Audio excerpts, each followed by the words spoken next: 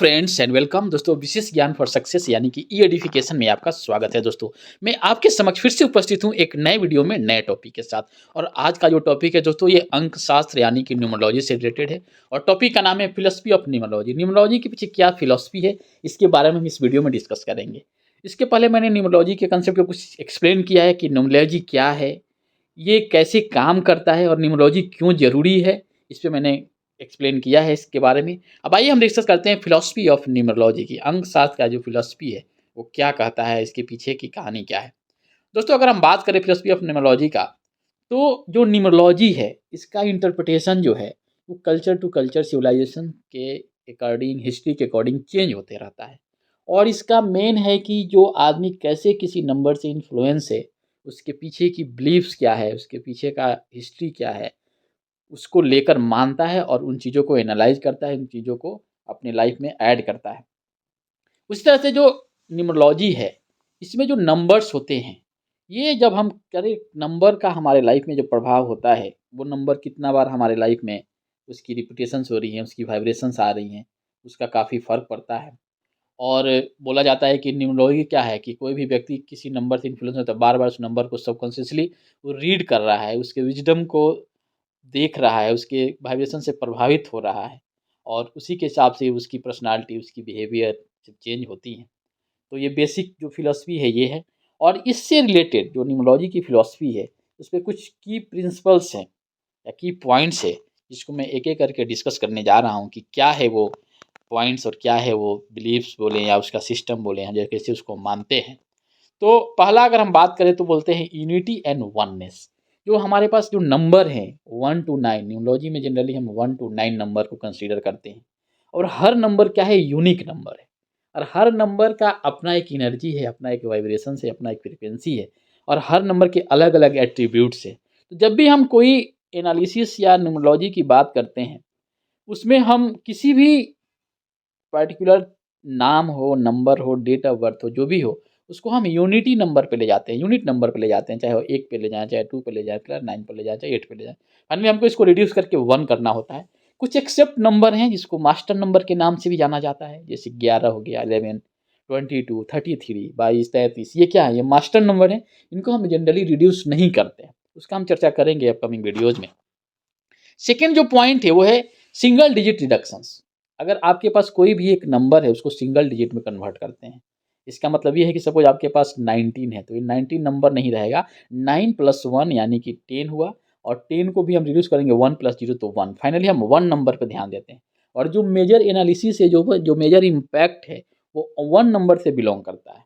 तो किसी भी नंबर को, किसी भी डिजिट को हम क्या करते हैं, फाइनली सिंगल डिजिट में कन्वर्ट करते हैं। फिर सिंगल नंबर अगर है उसको हम सिंगल डिजिट में कन्वर्ट करते हैं। जैसे मैंने एग्जांपल के माध्यम से दिया, 15 है, 15 को हम 1 + 5 6 की तरह कंसीडर करेंगे। ये दूसरा पॉइंट रहा। तीसरा पॉइंट ये है कोर नंबर। अगर किसी भी ह्यूमन बीइंग का अगर पर्सनैलिटी क्या है कि उनके लाइफ के ऑल ऑल डायमेंशंस को डिफाइन करना है न्यूमरोलॉजी के हिसाब से, तो उनके पास 2 नंबर हैं। एक उनका मेनली नाम है, नेम नंबर जिसको बोलते हैं, और दूसरा है उनका डेट ऑफ बर्थ है। और इस डेट ऑफ बर्थ और नेम नंबर मिलकर कुल अबाउट 7 कोर नंबर आते हैं। उस कोर नंबर से उसकी सारी चीज़ों को डिफाइन किया जाता है। जैसे कोर नंबर की हम बात करें, ड्राइवर नंबर हो गया, कंडक्टर नंबर हो गया, उसके बाद आपका लाइफ पाथ नंबर जिसको बोलते हैं, फिर आपका हम सोल नंबर क्या है, हार्ट नंबर क्या है, एक्सप्रेशन नंबर क्या है, ये सब कोर नंबर है। ये सब मिलकर क्या करती हैं कि जो व्यक्ति जिस नंबर से प्रभावित है, यानी कि डेट ऑफ बर्थ हो गया, नाम हो गया, वो उसके बारे में डिटेल जानकारी देती है। तो यह है कोर नंबर का कंसेप्ट या प्रिंसिपल। चौथा है meaning of numbers. Her numbers का अपना मीनिंग है।